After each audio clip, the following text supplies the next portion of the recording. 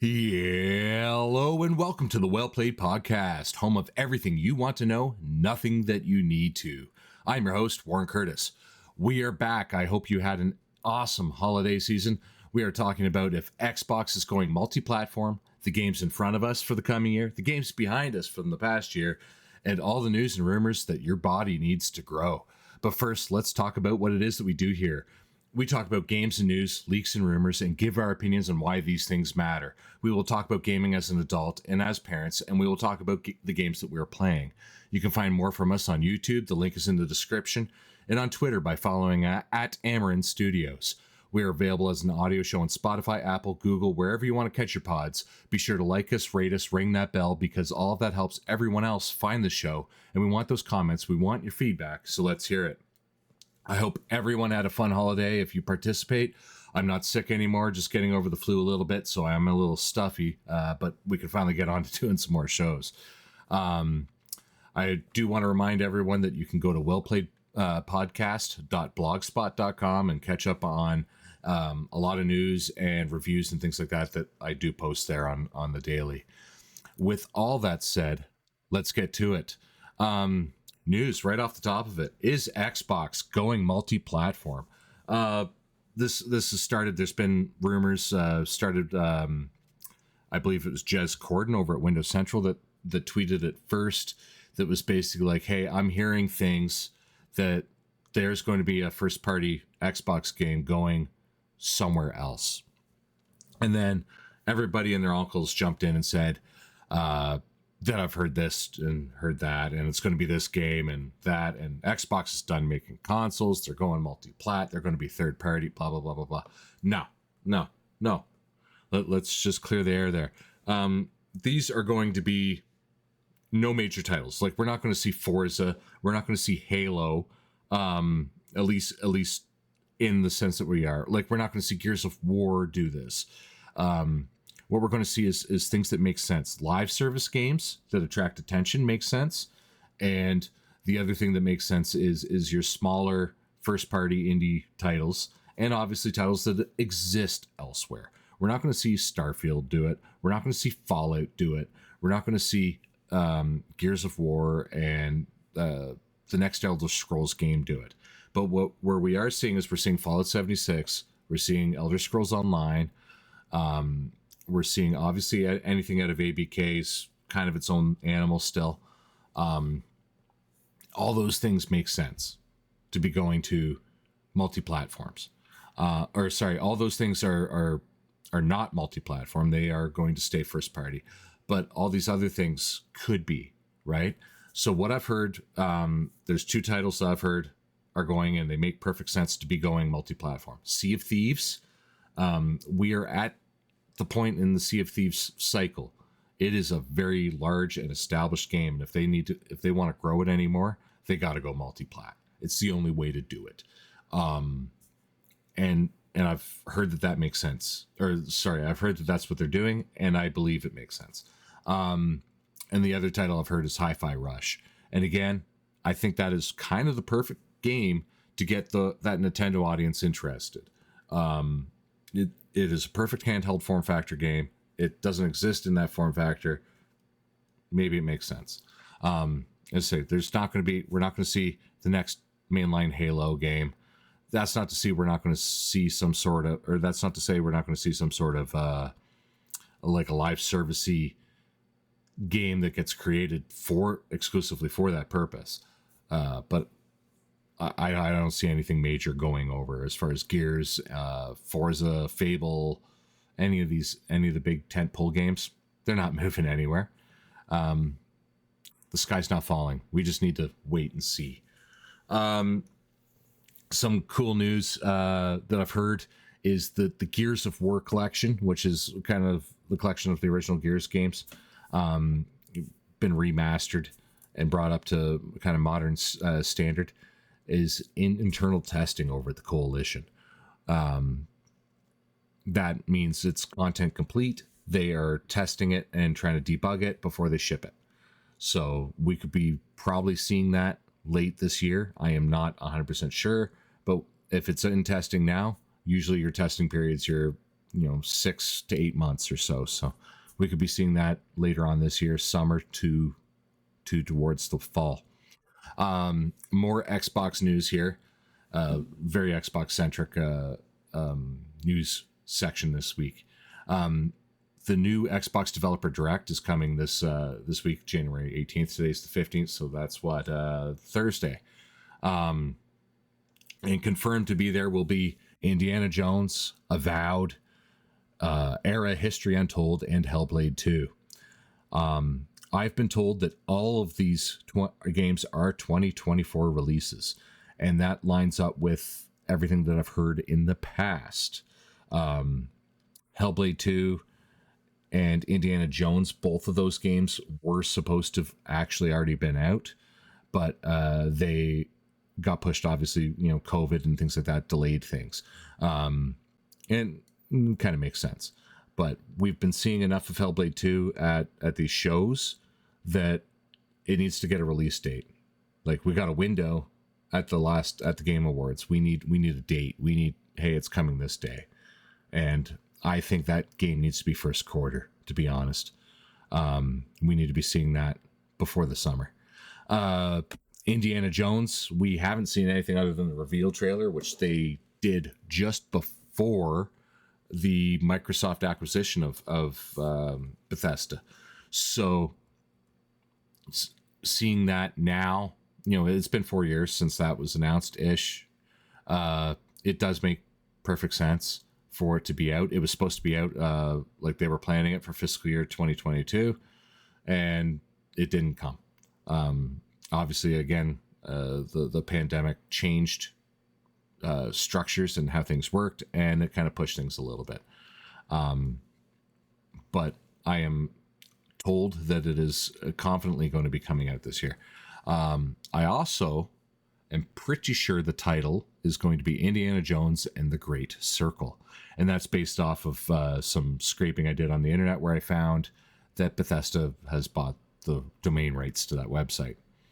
Anyways, another thing I've been told is that there will be another One More Thing at this at the show, similar to Hi-Fi Rush in 2023. I can't confirm what it is yet. I've heard a couple different things.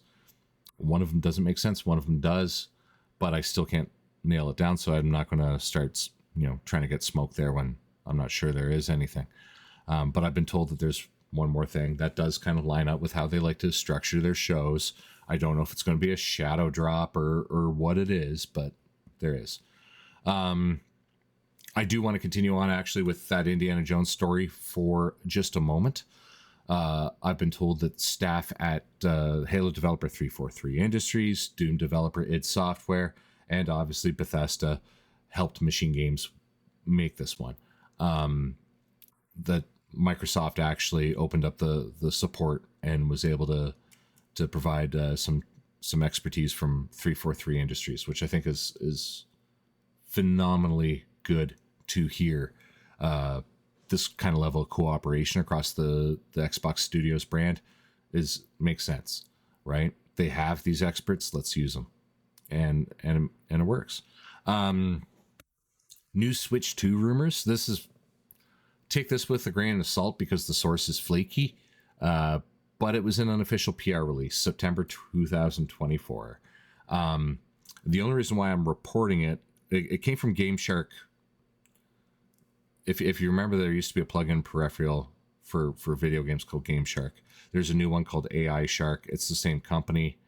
Alltech Lansing is financing them, and they released a press release saying that they plan on launching to coincide with the September 2024 release of the Nintendo Switch 2. I don't think they know, because I know for certain that there are studios within Nintendo, like first-party studios, that don't know when it's going to come. So I don't see Nintendo being like, hey, Alltech Lansing, a company we don't deal with.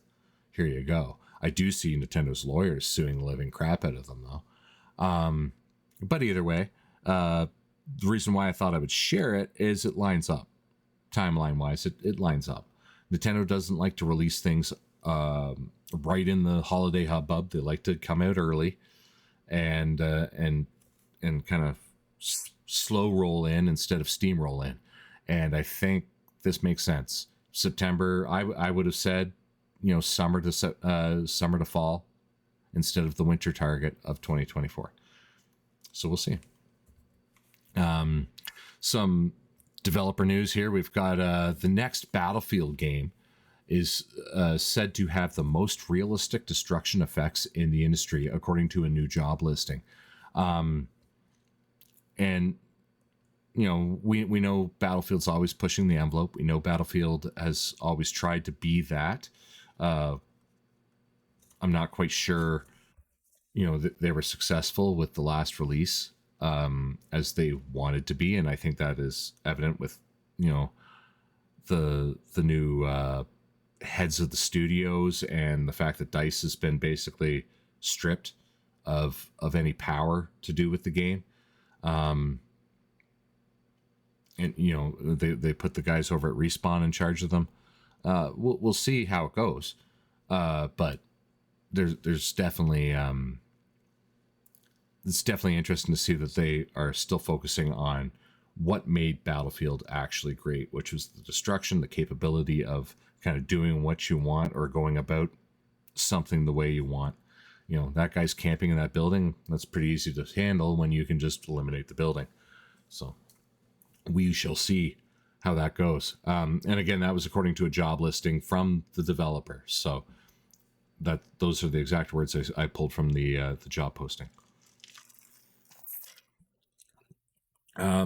As I talked about a little bit before, Call of Duty 2024 is Call of Duty Gulf War. That's nothing new. We've known that. Call of Duty 2025 is Call of Duty Black Ops 5, there's no title for it yet. It's basically set as a direct sequel to Black Ops 2. If you remember, Black Ops 2 was the futuristic one. It took place in 2025. So now we have the sequel to that is going to be taking place about 5 years into the future. So 2030. So very near future. We're seeing kind of the paths of the Modern Warfare line and Black Ops kind of cross here. It'll have the characters from Black Ops 2. There'll be a continuation. There'll be the return of the Pick 10 system for multiplayer. And carryover from Call of Duty 2024 isn't going to be very likely. Things are still kind of in the early phase when it comes to that, but that's what we're seeing. And of course, titles can slip now. Xbox isn't going to be as keen to push out a game that isn't meeting that kind of quality threshold as what ABK would have been, because ABK needed to hit that release window. They had to release a Call of Duty every year, or else they would just, the machine would capsize. Microsoft doesn't need that. So I don't anticipate there's going to be a quality issue like we've dealt with Modern Warfare 3. So it'll be kind of a little bit interesting to see how that all goes. And of course, Call of Duty Gulf War hasn't been officially announced yet. That won't happen till probably late summer, early fall. We'll see. ABK hasn't intertwined its marketing machine yet with Microsoft. That is, those people responsible for that operation aren't scheduled to even be doing that kind of work until towards the end of the month. So the structure over at Activision Blizzard is changing gradually, and what's happening is at the end of January, the people in charge of marketing and that kind of stuff will then be reporting to somebody over at Microsoft. Right now, they all report to somebody at Microsoft, but that specific person hasn't been put into place yet. So we'll see how that goes. Still with Call of Duty, Modern Warfare 3 Season 1 Reloaded launches in a couple days. That will bring a return of content from Amazon's The Boys, with Soup's A-Train and Firecracker now joining the fray. So if that interests you, That is something to keep an eye out for. And Season 1 Reloaded, as I say, that will be dropping in, like, I believe 2 days. Really kind of cool stuff. I like the crossover events that they do. It's fun. Certain Affinity, they've been making a battle royale for Halo Infinite. It's codenamed Tatanka. That has been shelved. That project has been shelved. This is likely a lot to do with the next story, which is that 343 Industries has been working on the next Halo for 2 years already. And I'm told that the entire production of Halo has migrated from the Slipspace engine to the Unreal Engine 5, relying on Xbox in-house Unreal Engine experts at the Coalition and the Initiative to bring everyone up to speed. I think that is super interesting. And the reason why I think that's interesting is Tatanka was developed in Unreal Engine from the get-go. It was never developed in Slipspace. Certain Affinity just didn't work on that. They worked on Unreal.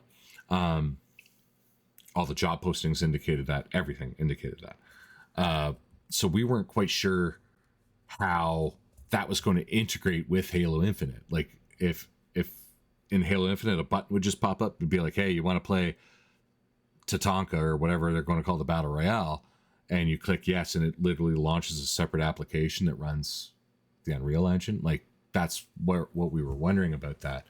And because the whole concept of Halo Infinite was for it to be kind of a launcher for all future Halo stuff, kind of like how the Call of Duty launcher just stays the same and it gets updated with content from the new games as it changes. So that is interesting. And 343 have been working on this for 2 years already. Is also very interesting. And the reason why, one of the clues that tipped us off into looking into that was that the game director from the last Halo, sorry, not the game director, the art director from the last Halo, Halo Infinite, their job title changed and has been changed for 2 years. And that started us kind of looking into it. And that's what I found out. So, with that transition, though, I do want to talk about a couple things that they're not really directly news related, but they are relevant to what we've talked about a little bit. And because I just mentioned, they're doing development in Unreal Engine 5, they've ditched the Slipspace engine. Let's talk about what this actually means. I say this isn't news. This is kind of more so just topics. So let's talk about the engines. I don't usually go into much detail about game engines because for the most part, they're not really relevant to the story.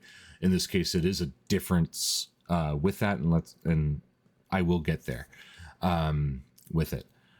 Engines are a runtime in which a specific kind of set of code operates, and that's what makes a game playable. Otherwise, like if I took code from a game and I just typed it into my computer, it wouldn't do anything. The code needs to work within an engine, and that engine needs to be able to recognize what the coding is, right? Engines are very complex, and they can be very particular in how they let things happen or how they make things work. I've seen a lot of discourse over engines and things like, if such and such a game was made in such and such an engine, it wouldn't do this or it won't do that. That's bullshit. Mostly anyways, it's bullshit. The best descriptor for what an engine is and really how it operates that I can think of is, think of the game engine as the car factory. It's a box, right? It's a big box full of tools and equipment that allow the output of a product. The tools can be changed and updated.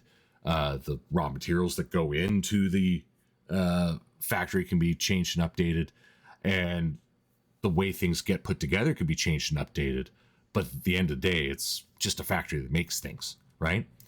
And that's kind of another way of saying there's support for features like DLSS or ray tracing, right? Well, that engine doesn't support that. Well, it's keystrokes away from being able to support that, right? Things always get updated, right? And that's how it works. assets and textures, which is like your raw materials, they get changed and updated on every engine, right? So how a game looks isn't really defined by what engine it's in. There is certain techniques and methods that engines utilize to achieve those things that can have consistent results, whether it's consistently this way or consistently this other way, doesn't really matter. Because that's just the way it processes the information. I'll get into that in a little bit. And then the way things are coded can be changed. You can have kind of like a logic code. If this means equals this, then do this. You can have sequential code. If this has been done and this has been done, then this is the next thing that needs to be done. So do this. And then randomized code, which you see a lot of in these sim games and things like that, where they do, a random number generator is utilized to produce a number between 1 and 1,000. And then it goes, okay, 643. So it goes to the 643rd file that's referenced in that. And it goes, this is what we're doing. And, that, right? So when you look into a box and you open up a box in a game, a chest, the game goes, here's a bunch of numbers, right? That of things that are in that box. It's just like rolling the dice, right? And then the game goes, these numbers line up with these things on my spreadsheet, and it fires them in the box. And that's why you open it up, and there is a stim pack and a banana and a used condom. And you go, okay, this is a great box or a useless box or whatever, right? So that's how randomized code works. There's all sorts of possibilities with how those things work. Most of the recent discourse, admittedly, has been around Starfield and the Creation Engine 2. And every time I see someone say that, like, if this was made in Unreal, it wouldn't do this or that, I know that person has no idea how games are actually built. Like, that's like saying, well, if a Corvette had a Ford engine, what? Actually, it's not even like saying that. It's like saying if they made that Corvette in the Ford factory, it wouldn't do that. No, that's not how this works. The design of the game is the design of the game, whether it's in this engine or that engine. Engines have codes and logics, but it doesn't affect that. And here's a good comparison here, or a good analogy. In World War II, they took these car factories that have been referencing here, and they turned them into tank and bomb factories, right? And they did that within days. How were they able to do that within days? To just stop making cars and started making bombs. Like, that's how factories work. And that's all a game engine is a factory. Pardon me. So, kind of a bit of a buyer beware thing. Just because that's what it says on the outside of the box doesn't mean that's what's going on inside of it. And what I mean by that is, like, for example, the Creation Engine 2 allows things like real-time gravity calculations to occur. There's a multitude of prerequisites and dependents and modifiers for that. But that's one of the features of it. Can Unreal do that? Sure. With enough retooling and modification of code sequences and injection and probably a plug-in, it could do that. But now you're changing how that engine is behaving and what its intended purpose was. And when you're changing how that engine behaves, how it relies on input for information for what it's outputting, and how it calculates things, you're more than likely to break it and have to go bug hunting to fix it every time you cut into it, right? So every time you do a cut and a modification of an engine, you got to go fix the things that you just broke.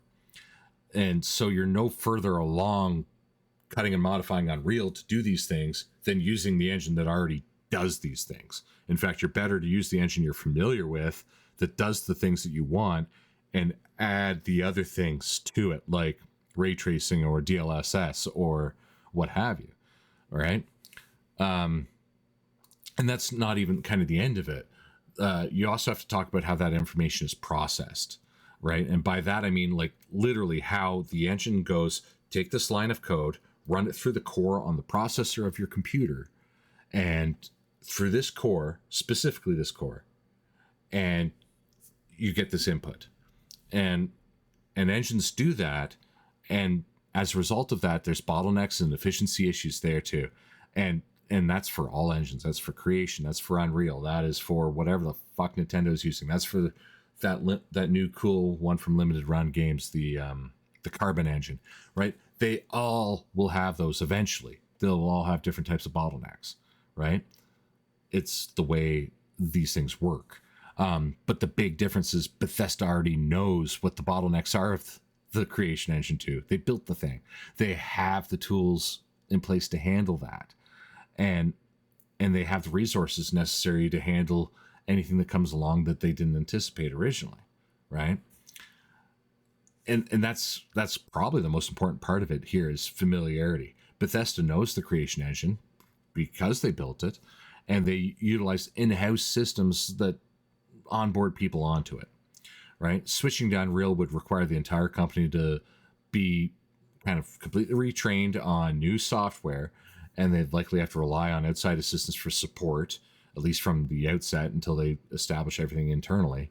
And then the kicker is that both Unreal and Creation Engine 2 both use Python as scripting to operate. So it's not like everything's magically fixed because of the code. It's just how the engine processes that code, right? So instead of going, hey, we're going to use this engine that comes from somebody else that we don't know everything about, they're using the engine that they built, that they do know everything about, and they can continue to find more efficiencies and modifications to it in order to do what it needs to do. They're using the same language, right? It's not like there isn't functions for doing what they're trying to do, right? It's not like, well, there's a C++ function that runs that, so we need to have an applet. Da, da, da. No, there's none of that needed. Python does everything. So they need to modify what they're doing, right? These things take time, right? But they're also trying very hard to do this. An engine change isn't going to magically fix all the issues that are in Starfield.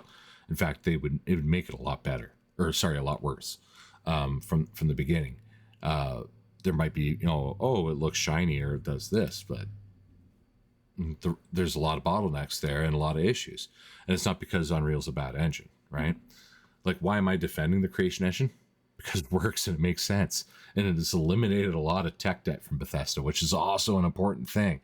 And tech debt is there's two references here that I could make on this, but tech debt is the investment in the technology, like not money wise, but actually like learning and all that stuff about it. And then how much overhead that engine utilizes, that technology utilizes in order to operate, right? Because there's going to be efficiencies there too, right? The engine itself doing all the calculations is going to occupy this much RAM space, so then you don't have that much for 4K video or whatever it is, right? And there's issues and efficiencies there. Unreal isn't a very light engine. It's lighter than some, but it isn't light in the terms of how it operates on its own, right? It'll make the best machines grunt just trying to calculate things sometimes. And then the other aspect of it is money debt, right? Now you don't have to pay all these people to learn this other engine. You just keep on investing in the same engine that you've already invested in. It's like saying, hey, we need new windows, so we're going to buy a new house. No, that doesn't work either, right? If every time you needed to put new tires on your car, you just got a new car, you'd be out of money really quick, right? That doesn't mean I don't like Unreal. In fact, quite the opposite. I think Unreal Engine is a huge game changer. And why is that? Well, back to that car factory analogy. Like I said, back in World War II, they converted all these car factories to tank factories and bomb factories, right? What's better than converting a car factory to a tank factory? Something that is already a tank factory, right? But what if that tank factory was so easy to use that almost any idiot can be like, here, go build tanks. And they go, okay. And they push the button and a tank comes out. And it's so readily available, right? With support and and assets and features that you can start from scratch and have something coming out of it super fast, right? That's Unreal Engine, right? It's robust, but what its capabilities are, really where its strengths really are, is simplified and it's familiar. 343, now that they're migrating over to the Unreal Engine, and this would apply to Bethesda too, they could just put up a help wanted sign saying now hiring game devs must know the Unreal Engine, and like 85 to 90% of the industry could just apply like that, right? But it doesn't make sense for Bethesda to do that because of the types of games that they make and the way that they make them. Halo is a totally different can of worms. It actually makes more sense for them to do that because of the way it works. And they can make their own forks of it, right? They can make their own version of Unreal, much like a fork of a engine. Good example of this is the id Tech engine from id Software, makers of Doom, or ID Software, whatever you want to call them. They made Doom, they make id Tech, right? That's their big, powerful engine. And like, look at Doom. Doom is an amazingly beautiful looking game. And who else uses id Tech? They're now part of the Microsoft family as well. Activision, every single Call of Duty game is made in id Tech. They call it the Infinity Ward engine now because they've made their own fork of it, right? They've modified it to do what they need to do, and that's why it does what it does. So, forks are very common. And Unreal, like Halo, like 343 Studios, will have a beautiful custom version of Unreal running the way they need. So when they onboard a new employee, they go, we're running Unreal Engine, but these are the things that we've changed, right? This is our fork. This is our tool set to handle this, right? Because these are the issues that we were running into. So we created a tool set, and we've hacked into the thing, we've cut into it, and we've created this thing, right? I don't know what these things are. I'm just saying that this is what they could have done, right? They probably wouldn't be running a vanilla Unreal 5. But anyways, they can just go, here's your thing, there's your desk, go make stuff. And they can make stuff, right? That's the huge advantage they need. And it allows them to make these customizations so they can just turn around and churn out content quicker. And that's a huge thing when you're making a live service game, especially, is integration of content, right? You need to be able to go, here's new content. And then the game recognizes it, inputs it, and now the player's using it, right?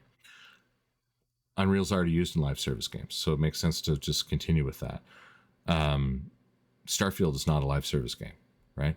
So the creation engine is fine for that. And in fact, they've modified the creation engine to be utilized in live service with Fallout 76, and it works. For some reason, they didn't use the ZOS engine. I don't know why they wouldn't use the ZOS engine when they made it, but they did. So, because it already had the tool set. It is what it is there, right? To me, I'd be like, I already have, I want a blue car. That is cool. Here's a blue car. No. I want to take the red car. I'm going to paint it blue. Okay. Right. That's kind of what they did there, but whatever. Either way, it makes sense for Halo, if they're going live service, if they want to integrate content and seasons and things like that, to utilize something along the lines of the Unreal Engine with it. And a good example of how quick and how streamlined and how proper that is if you right now just hop onto the Xbox store, the PlayStation store, stay away from EGS might have it, but stay away from Steam for the most part for it, and look up just about any game you've ever heard of that has semi-realistic looking graphics. Good example is like anything involving a career simulator, like firefighter simulator or police simulator, or not farming sim, but like a lot of those sim games, they're running Unreal or forks of it, because it's easy to find people to make games with you when you already know all the tools, right? That is the huge thing. So mostly, kind of moral of the story here is don't pay attention to video game engines. There are certain engines or certain situations where an engine type or swap makes sense, and I just illustrated why. And I'll for sure be talking about it when it does, like the 343 Industries swap from Slipspace, or another good example is BioWare switched to Unreal from Frostbite. But mostly it doesn't matter, right? And it's puddle news. Like it's just, it doesn't matter. Just move on, right? Kind of the second thing there related to this week's news is I want to talk about is this Insomniac hack that has happened. I won't be talking about any content from that hack. Like I also didn't talk about any content from the GTA hack because I feel it's ethically kind of wrong to do so. You may ask why, since I report on leaks as well as I cover that big Xbox leak back in the fall as it happened. So let me kind of explain my reasoning and the differences. First off, how the information is obtained matters. Criminal acts occurred in both the Grand Theft Auto and Insomniac events. But when it came to like the Xbox hack or Xbox leak, Xbox's lawyers just screwed up really bad and uploaded unredacted documents to the public server. So that's a big difference to me because they went here's a bunch of stuff. Oh, oops, our bad, right? That's a lot different than a criminal going in and maliciously taking it, right? I know confidential information escaped in both. Like I'm not ignorant of that fact, but the line to me here is the intent of the action that brought out that information. Nobody had ill intentions when Xbox screwed up and uploaded documents to the server. There was nothing but bad intentions on the Insomniac hack and on the Grand Theft Auto hack. And also kind of what purpose does that information serve, if there's any use to it, right? Personal and corporate private information is something I really don't care. And emphasis on private. I don't share or discuss any information relating directly to an individual's private existence. Full stop. Like, does not matter. I may say, so-and-so got hired at XYZ game company as a game director or whatever, but that's kind of the end of it. I won't talk about compensation package. I won't say like Billy got paid $35 million as a buyout package to get out of that developer. Like that doesn't matter to me. Right. And I'm not going to talk locations, or at least specific locations, right? I may say like, California or England, if that context matters, but I'm not going to be dropping, kind of specific locations, especially when it comes to offices or personnel work areas, because I don't see the point in that, right? Like One Microsoft Way is a big spot, so I could say something like that. A little different when it comes to smaller studios and things like that. Like I'm not going to ghost or out them kind of like in that way. And on the corporate side, yeah, I talk about kind of like the upcoming games and unannounced tidbits and insider rumors, but I also don't really talk about the finances to the point of kind of like their forecast or their profit loss, that kind of stuff. I don't talk about corporate emails aside from their relevance to a topic, and usually they are disclosed. So during that ABK trial, Microsoft disclosed internal emails as evidence, right? So yeah, I talked about that, but I didn't say like Phil Spencer's email address, right? Like that doesn't apply to it. And I just kind of referenced specific things about it.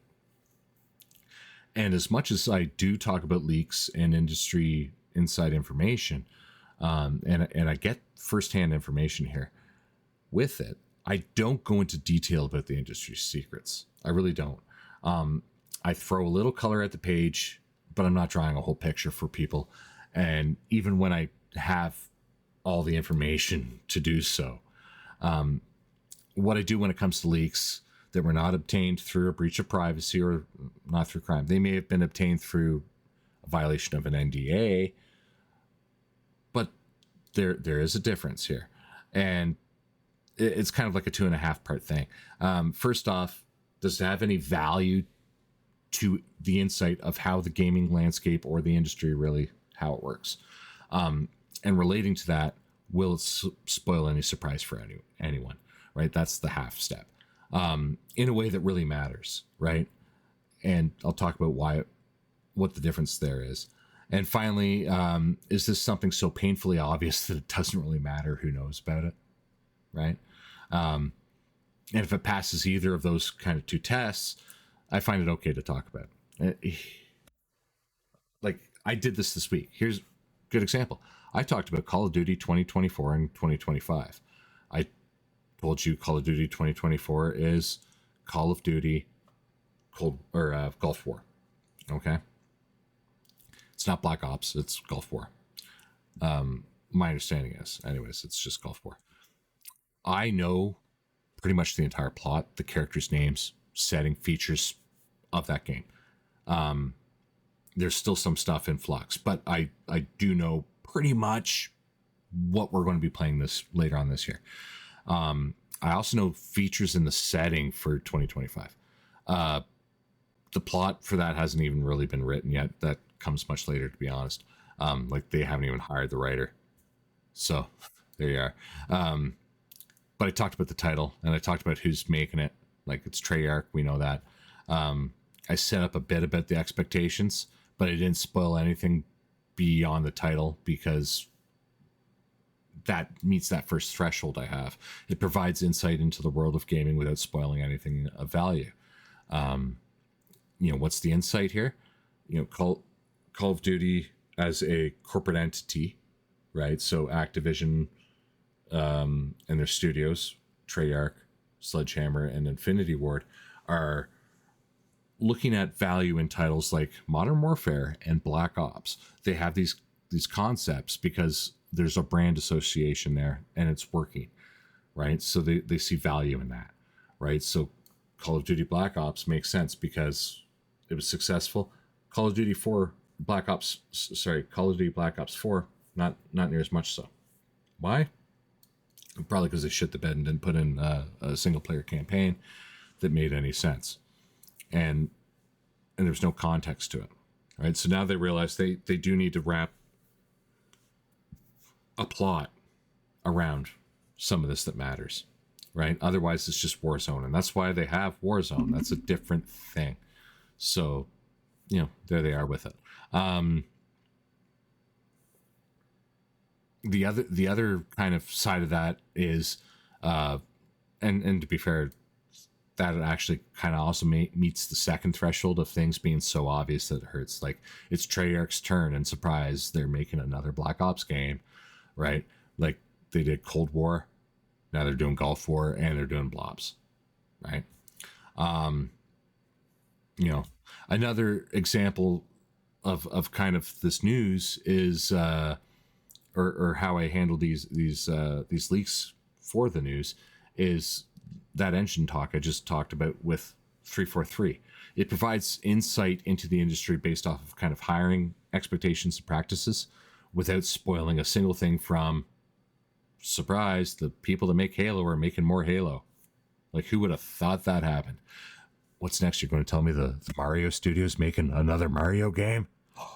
Right? Actually, I think they're making a Donkey Kong game, but anyways. Point is that's really obvious. Like, obviously 343 is making another Halo, something in the Halo universe, right? That's their job. That's what they were invented. So, those are the kind of the criteria and the reasonings that I have for these leaks, but I don't, I don't look at these hacks, especially ones that go after personnel. I do not like that. And I don't really talk about the content of them, at least as far as it means into making it news. Like, I'm not going to turn around and go like, oh, and the next Insomniac game after Spider-Man 2, which just came out, is going to be this, and this is what I think about that, and this is the content of these leaks. And like, did I look at that stuff? Yeah, I looked at some of it because honestly, I wanted to see how recent it was. based off of what I've been told and what I've heard, and it's recent, right? There's like some extremely recent stuff in there, which is wrong. I don't think that makes sense to have a lot of that stuff out. And I feel really bad for the people over there where they had their life's work, not life's work, but years of work, flipped upside down on them and thrown into the public eye in an unfinished state. And that's the same thing I said about the GTA leak, right? What I did talk about with the GTA leak is people not understanding how game development works, because people are looking at it going, this is garbage. You don't know what a pre-alpha looks like, do you?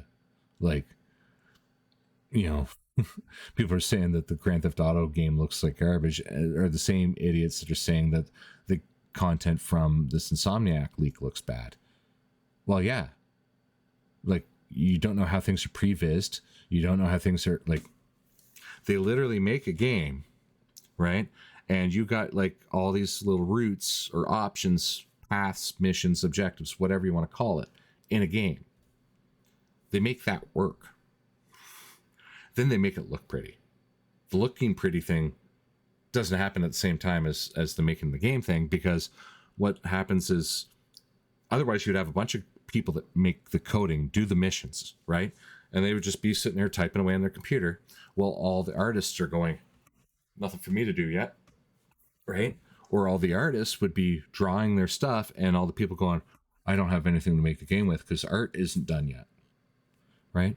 So they just slap together basic things to be like, this is what we're doing, right? And a really good example actually of this that is accessible to the public is if you get into, what was it, Borderlands 3, the director's cut. And you can go in and see how things were vised during development. And that is cool, because what they did is they have little clips of all these little tests and all these things happening in there. And you can see how all that works. And it's like, oh, now it makes sense, right? Like, they literally have a wall that instead of having bricks on it, it just says brick wall in letters on it, because they haven't drawn the brick wall yet. And people look at that and go, that looks like garbage. Well, yeah, they haven't drawn the brick wall yet. What do you want? So when they are testing how a character moves through a door in the new Grand Theft Auto, right? Oh, I completely diverged off the topic. But if they're talking about how a character goes through the door on in Grand Theft Auto, if that's what they're testing, why does it need to look pretty? It doesn't, right? So it's at whatever stage lighting is on. And you see all these lines and stuff around the character, like those are collision boundaries, right? So that tells you when that character goes through the door, if they're going to collide with something, that lights up red and they collided with it. So then they need to adjust their boundaries to make it so there isn't collision. So when you open a door, pop cans don't go flying everywhere or whatever, right? Like, that's how they test things. So anyways, so I put things into context, right? But I never ever share content on here when it comes to that kind of thing. I very seldomly share gameplay in a podcast form, because of copyrights and strikes and things like that. And I'm not going to get into talking about leaks and hacks when things are achieved through less than honest means. Okay. There are leaks and rumors and stuff like that are, when I'm talking about them, the ones that I'm talking about are a lot different, right? And the ones I'm talking about, other people are talking about in the industry, and they achieve their leaks and things like that through similar means, or obtain them rather through similar means. We don't, like, there's nothing nefarious here, right? And again, it's, as long as there's a value to it. I don't just say, hey, there's, this new thing coming, right? And just to spoil it for you, so-and-so dies in Act 3. And, right? Like, could you imagine if somebody spoiled like Red Dead Redemption 2 on you before it came or out, right? And that's what these people are doing. That's what these hackers are doing, right? It's wrong. Absolutely wrong. Anyways, moving on, because that really is it for the news. There's a couple smaller tidbits that I wasn't able to nail down, but we're going to have our developer direct from Xbox this week. There's going to be some more kind of refresh with it. I have some PS5 Pro stuff that I've heard that I'm waiting on confirmation on, and some Switch 2 stuff actually that I've heard that I'm waiting on confirmation on. So there is some more coming. Just with holidays and things like that, it always gets a little slow. Perfect time of the year to talk about game of the year. I wanted to make super sure that I got all my gaming in for my game of the year list, because I want to make sure it was as fair as possible. I played a lot of games this last year, so it was important to me to come up with a nominee list that was thorough. It had to be thought out, thoroughly played, and representative of the experiences I enjoyed most this year, because this is my game of the year list. Content wise, maybe in the future I'll do something a little bit more fun here, do some categories and stuff. But this year I really wanted to put my focus on the personal list and just kind of talking about it and putting my feelers out on there. So bear that in mind. Let's talk about criteria. First off, we got to set ground rules, right? My game of the year criteria, pretty straightforward, right? But I want to be transparent and I want to be honest with you about it. So it has to come out since the last time I did a game of the year list. And since I didn't do a list with well played before this one, I decided it just needs to be a game that came out in the calendar year 2023. Not re-released, not rebundled or reskewed, but actually debuted in 2023. And I have to have played at least the majority of it, if not to completion. And the reason why I say that is because there are certain games that just can't be beat, right? Like in the traditional sense. And I don't go through and I don't platinum or 100% achievements. So like there needs to be kind of a threshold. So I need to have at least gotten through most of the plot, if not all of the plot, if there is a plot, right? Otherwise I need to have, done all the things you can do, right? Additionally, game of the year cannot be an expansion or an update to an existing game. So if it's a live service game like Warzone, not talking about it. Expansions, Phantom Liberty, not talking about it, right? That's a different category as far as I'm concerned. And Cyberpunk Phantom Liberty or Cyberpunk 2.0 had no room in the game of the year discussions as far as I'm concerned, right? Best DLC, sure. That's it. And lastly, it isn't a remaster or remake.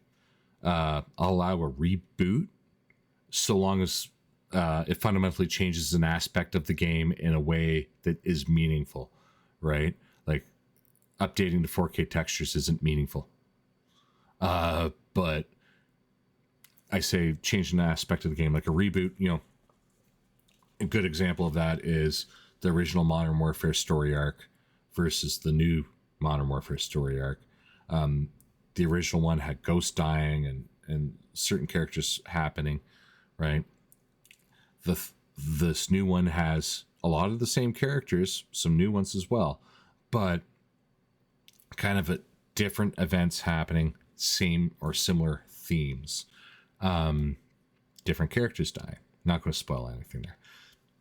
So it's a different category, or they're allowable in. I know Resident Evil 4 Remake was a big deal, and it even won some of the outlets Game of the Year. I think Dead Space even pulled off a couple. But to me, that's a separate category. Those are remakes, right? And even remakes and remasters are two fundamentally different things, and I think they need to be separated. The problem that we would have as an industry is there are some years like this year that are heavy on remakes, and then they're like, this year we had what? Metroid Prime, Resident Evil, Dead Space, and I think there was another major remake this year. Super Mario RPG, right? You have these remakes coming out, and next year there'll be none, right? So I get it, but on the other hand, if you're going to start talking about them, they better be their own thing. I don't think they need to be compared to it. Anyways, it's down to it. My first nominee by order of release is Hi-Fi Rush. Hi-Fi Rush, rhythm platformer from Tango Gameworks, did something so fresh and so fun, so unexpected. It was such a wonderful experience with fun characters, great music, enticing gameplay, beautiful art. It felt like I was playing a Saturday morning cartoon with cool music, and it was just a good time. And it did something so unique and so different, and it just came straight out of left field, right? By far, it was my favorite game of the year for most of the year, which I think on its own is a good achievement. My second nomination goes to The Legend of Zelda Tears of the Kingdom. Tears of the Kingdom was a perfect example of improving on an already kind of perfect iteration. The format that was founded in Breath of the Wild improved with an amazing story, more heroic and courageous experiences, along with kind of that beloved Zelda humor and whimsy that we've come to love. The music was top notch. I think the best music in a video game this year. I know I just said Hi-Fi Rush had amazing music. Hi-Fi Rush's music was served a purpose as far as gameplay, right? There was rhythm, there was a beat, right? It was a vibe. The music in Zelda evoked emotion, and it was cinematically applied, and it always gets me for some reason, and it was really good.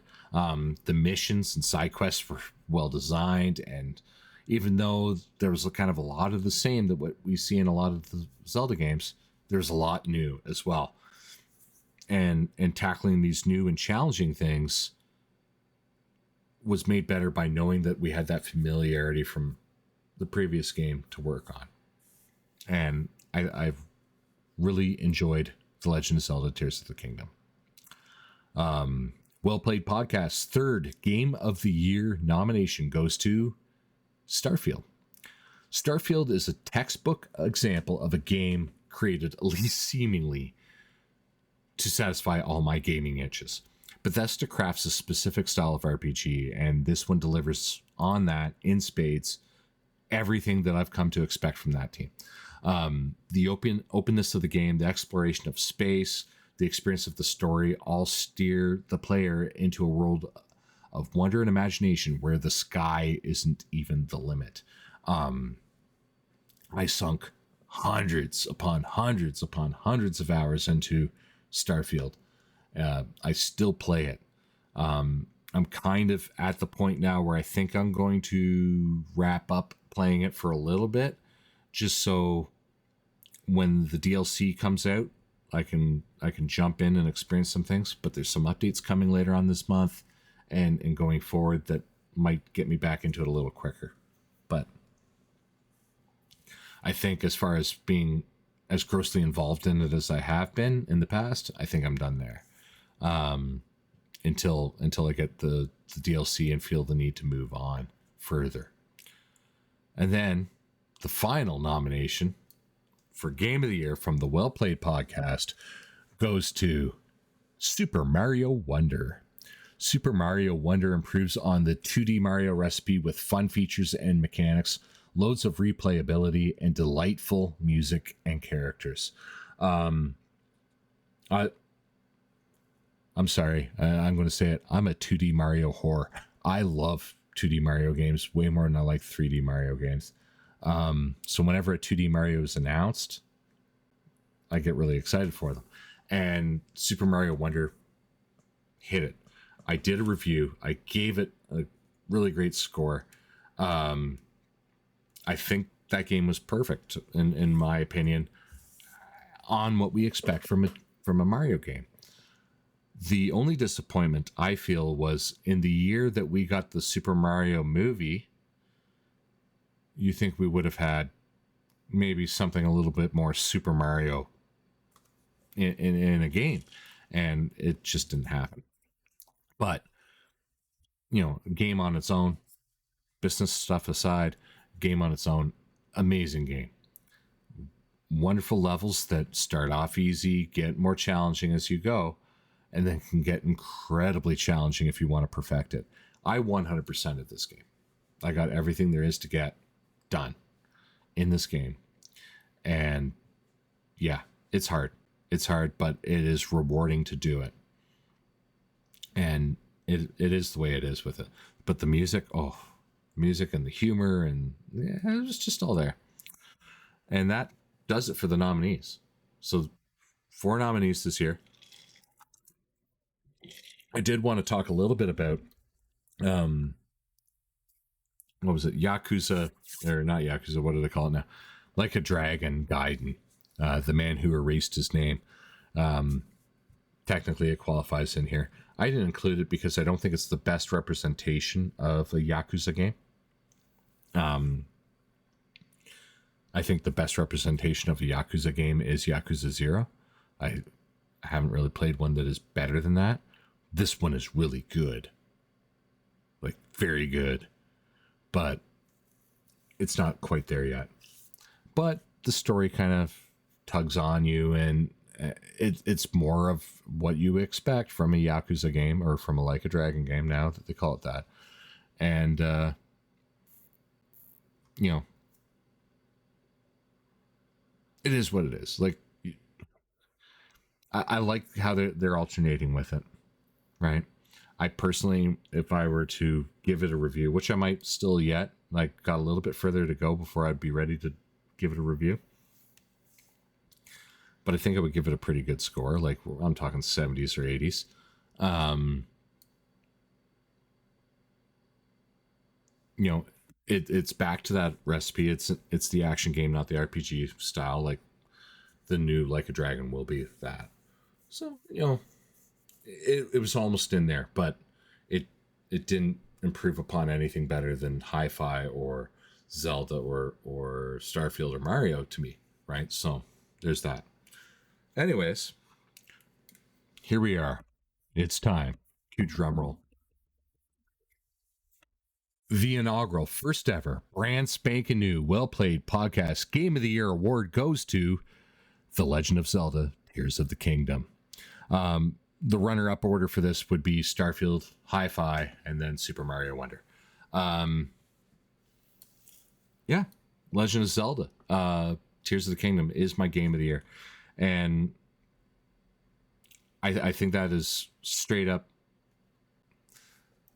perfect balance. Like, if you could just perfectly balance why I would choose this game, or why I choose any game, this one just wins the categories perfectly. And that's because the gameplay, absolutely amazing. That's the most important part to me, is gameplay.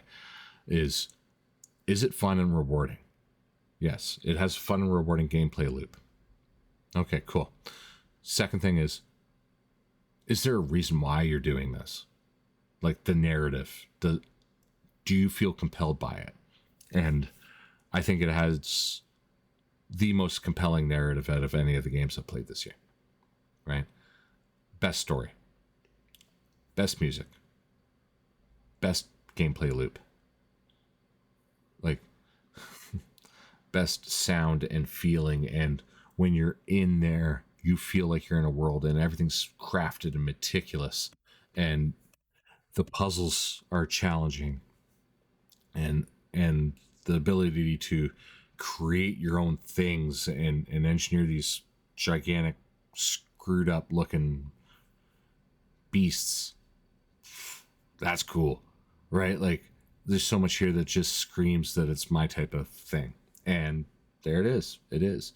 So for the very first ever Well Played Podcast Game of the Year award, It goes to Legend of Zelda Tears of the Kingdom. So congratulations to them. I'm sure they were waiting in anticipation to find out who I declared my game of the year.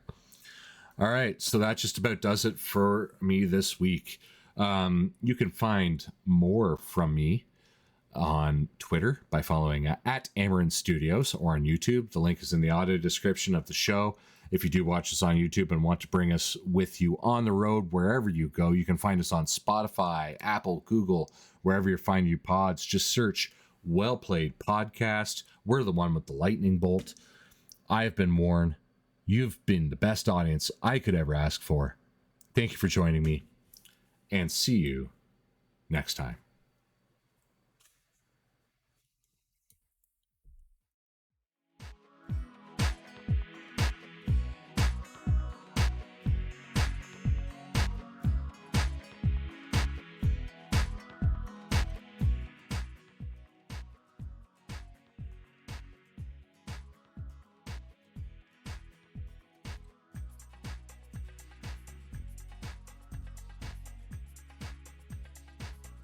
Just a reminder that if you want to go to dubby.gg and use code WELLPLAYED, you get 10% off any order from Dubby Energy Drinks. That is dubby.gg using code WELLPLAYED.